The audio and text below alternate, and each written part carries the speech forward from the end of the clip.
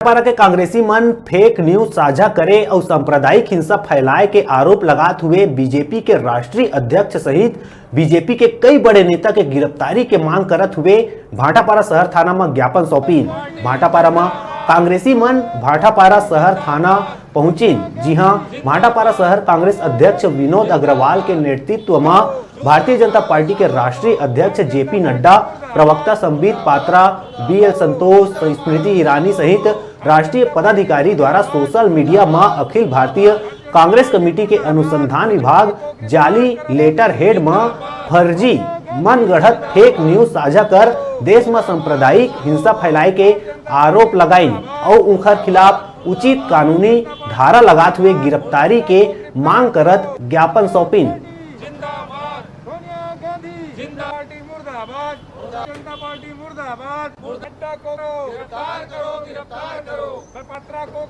राष्ट्रीय अध्यक्ष बीजेपी के राष्ट्रीय अध्यक्ष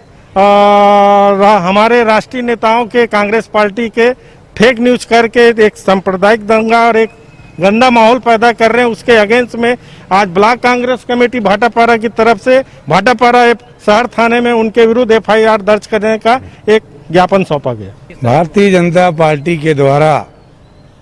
लगातार अफवाहों का बजाय गर्म करके सोशल मीडिया में कांग्रेस को बदनाम करने के लिए और देश में हिंसा फैलाने के लिए जो एक कूटनीतिक राज चाल चली जा रही है, लगातार सोशल मीडिया में स्मृति ईरानी जी का,